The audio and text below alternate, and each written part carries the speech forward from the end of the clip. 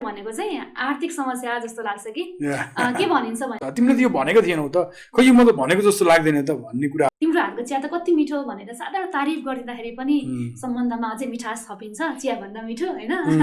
तिमीले मेरो फोन किन चेक गरेको भन्ने, एउटी बुढी पनि पाल्न नसक्ने कस्तो नामर्द रहेछ भन्ने।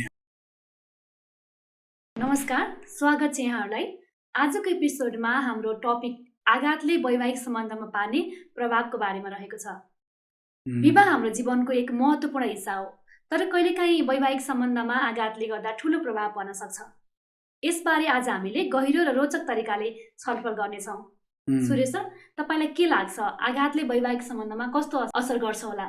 या डेफिनेटली आई थिङ्क कुनै पनि सम्बन्धमा खटपट हुनु चाहिँ सामान्य कुरा जस्तो लाग्छ है। पर्सनल्ली भन्ने हो भने I have respect for those couples who choose to work in their relationship and be there for each other है।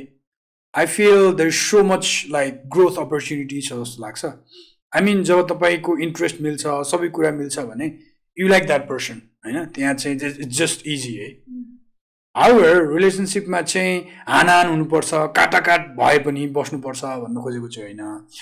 अनि फेरि इन्ट्रेस्ट भएको कपललाई पनि डिसरेस्पेक्ट गराएछ होइन। I mean like that's great. रिलेसनसिपमा चाहिँ आघात भएको व्यक्तिलाई सपोर्ट त गर्नुपर्छ, तर चाहिँ यो त्यो व्यक्तिले पनि होइन काउन्सिलिङ लिनुपर्छ, मेडिकेसनहरू लिनुपर्छ, अनि दुइटैको कोअपरेसनबाट चाहिँ I think they can live happily भन्ने जस्तो लाग्छ। I think everything needs work to sustain for long time.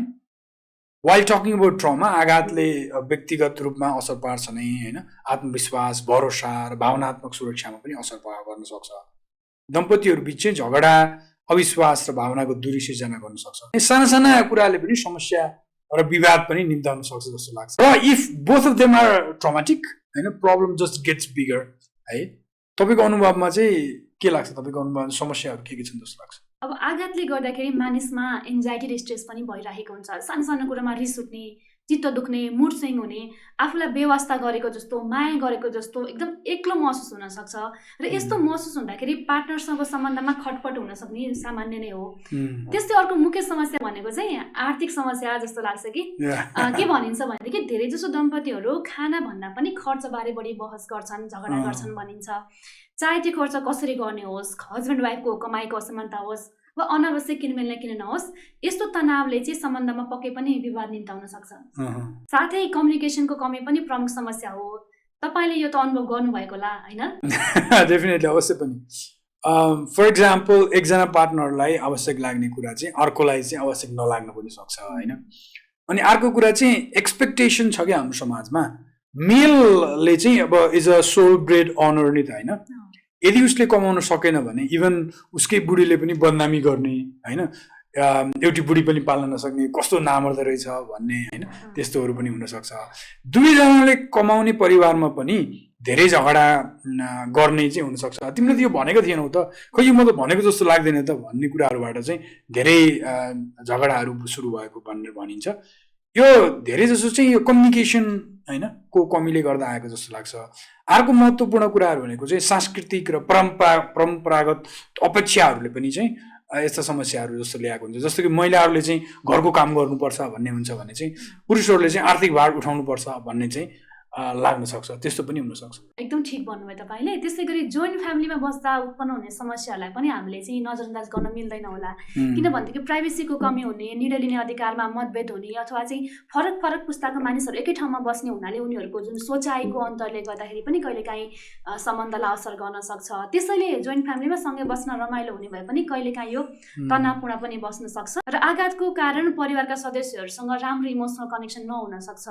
असमझदारी र तनावले गर्दाखेरि कहिलेकाहीँ परिवार नै विखण्डन हुने खतरा समेत रहन्छ। मानिस होइन भावनात्मक रूपमा पनि खाली वा रित्तो महसुस गर्न सक्छ, इमोसन नै महसुस गर्न सक्ने। त्यसैले यसले चाहिँ प्यारेन्टिङमा पनि डाइरेक्ट असर गर्छ क्या। सन्तानको राम्रो लालन पालन गर्न कठिन हुन्छ, अरूसँगको सम्बन्धमा तनाव हुनेदेखि घरको कुराहरूमा निर्णय लिन नसक्ने, आघातका असरहरू नै हुने सक्छन् होइन। अर्को कुरा विश्वासमा समस्या हुनु, तिमीले मेरो फोन किन चेक गरेको भन्ने विभिन्न कुरामा शङ्का गर्ने कुराहरू हुनसक्छ। तिनी कुराहरूले पनि समस्याहरूले हुनसक्छ।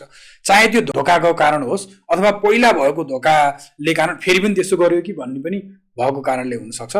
र यो आधुनिक र परम्परागत मूल्य मान्यताहरूको कारणले पनि यस्तो समस्याहरू ल्याएको हुनसक्छ। तपाईँलाई के लाग्छ? पक्कै पनि सर, अहिले विशेष गरी युवा दम्पतिहरूले यो मोडर्न लाइफस्टाइल र ट्रेडिसनल रोलको बिचमा ब्यालेन्स गर्न गाह्रो महसुस गरिरहेको पनि हुन सक्छन्, जसले गर्दाखेरि कामकाजी महिलाको भूमिका वा घरेलु कामको बाँडफाँडमा असहमति हुन सक्छ। त्यसै गरी मानसिक स्वास्थ्य र तनाव पनि यस्तै चुनौती हो। धेरै जसो कपलहरूले यो कुराहरू चाहिँ सिरियसली नलिएका पनि हुन सक्छन्। अवश्य पनि मानसिक स्वास्थ्यलाई धेरै जसो व्यवस्था गरिन्छ। अर्को कुरा चाहिँ एरेन्ज म्यारेज गरिरहेका कपलहरूमा चाहिँ कहिलेकाहीँ चाहिँ एकअर्कालाई नबुझिकन विवाह गरिरहेका हुन्छन्। यसले गर्दा असहमति, असन्तुष्टि र कहिलेकाहीँ चाहिँ भावनात्मक रूपमा दूरी निम्ताउन सक्छ, किनभने धेरै कुराहरू मिलेको हुँदैन, किनभने पहिला भेटेकै हुँदैन नि त, अथवा कुराहरू गरेको हुँदैन, त्यस्तो पनि हुनसक्छ। त्यस्तै गरी एउटा गम्भीर समस्याहरू मध्येको एउटा भनेको चाहिँ घरेलु हिंसा पनि हो जस्तो लाग्छ कि अहिले पनि हाम्रो समाजमा धेरै ठाउँहरूमा भावनात्मक र शारीरिक हिंसाको समस्या रहेको छ। आघातले गर्दाखेरि यस्ता खालका हिंसाहरूलाई अझै बढावा दिन्छ, जसले गर्दाखेरि सम्बन्धलाई नष्ट गर्न सक्छ। बालबच्चा हुर्काउने तरिकामा पनि कहिलेकाहीँ कपलहरूको कुराहरू नमिल्दाखेरि पनि यसले तनाव उत्पन्न गर्न सक्छ। तपाईँलाई के लाग्छ सर, वैदेशिक रोजगारीले पनि समस्या सृजना? होइन, वैदेशिक रोजगारीले पनि दम्पतिमा चाहिँ दूरी, होइन, विश्वासको कमी ल्याउँछ जस्तो लाग्छ। किन भन्दाखेरि रिलेसनसिप लङ डिस्टेन्स हुन्छ अनि चाहिँ त्यो भावनात्मक रूपमा चाहिँ एकदम त्यो कमी भएको हुन्छ नि त। अनि त्यसपछि इभन लाइक शारीरिक रूपमा पनि, होइन, शारीरिक रूपमा पनि उनीहरूको इन्टिमेसी नभएको कारण चाहिँ हस्बेन्ड एकातिर लागिरहेको हुन्छ भने वाइफ अर्कोतिर लागिरहेको हुनसक्छ, होइन, एक्स्ट्रा मेरिटल अफेयर्सहरूमा चाहिँ भइरहेको हुनसक्छन्। हालाकि के हुन्छ भने पुरुषहरूले चाहिँ विभिन्न उसमा चाहिँ पुरुषहरू चाहिँ विभिन्न सम्बन्धमा रहेको भनेर भनिन्छ, तर अब हाम्रो नेपालको सन्दर्भमा चाहिँ महिलालाई नै दोष लगाउने, यो महिला नै यस्तो खराब हो भनेर भन्ने छ।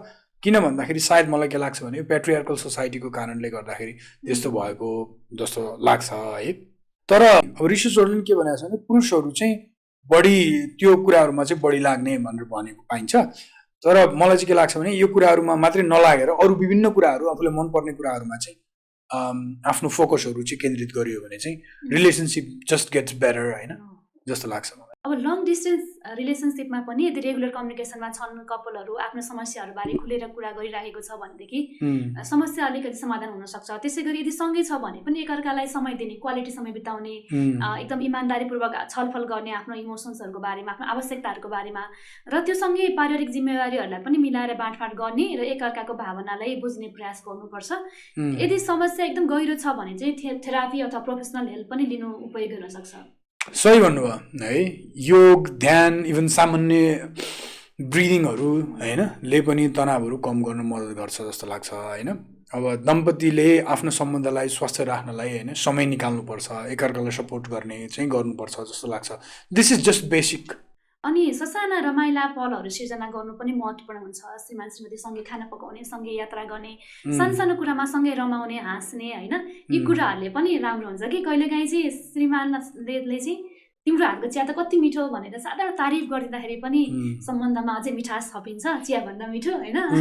त्यो सँगसँगै श्रीमान श्रीमती बिच साथ र सपोर्ट छ भने चाहिँ जीवनमा त्यो चाहिँ श्रीमतीले पनि गर्न सकिन्छ, होइन। त्यही भएर श्रीमान श्रीमती बिचमा साथ र सपोर्ट छ भने चाहिँ जीवनमा आइपर्ने आघातहरूलाई सजिलैसँग ओभरकम गर्न सकिन्छ र यसले सम्बन्धलाई अझै प्रगाढ बनाउन पनि हेल्प गर्छ। सानो कुराले चाहिँ ठुला समस्याहरू पनि हल गर्न सक्छ, जस्तो कि जस्ट कनेक्सन, जस्ट सेयरिङ, होइन, just being there for somebody, है, त्यस्तो लाग्छ। अन्त्यमा लाइक हुन्छ नि, giving space for each other, होइन, समय दिने, मी टाइम पनि दिन सकिन्छ जस्तो लाग्छ। धैर्य गर्ने, समझदारी, होइन, empathy, support for each other, त्यस्तो खालको कुराहरू हामीले कम्युनिकेसन्सहरू गर्न सक्यो भने चाहिँ अझ राम्रो हुन्छ जस्तो लाग्छ। Because being in different relationship is not good जस्तो लाग्छ मलाई। किन भन्दाखेरि इट्स इमोसनली ब्रेक्स यु, होइन, त्यही भएर त्यो सँगै काम गर्दा नै राम्रो हो जस्तो लाग्छ मलाई। जीवनमा आघातहरू त आउँछन् नै, तर त्यसप्रति अवेर भएर त्यसको असरहरूलाई कम गर्नको लागि अघि हामीले भनेको जस्तो श्रीमान श्रीमती दुवैको भूमिका रहन्छ। Exactly. So that's why please share this video to help other people to, you know, make their relationship better and make them happy. And don't forget to like, subscribe, and share. Thank you. Bye-bye.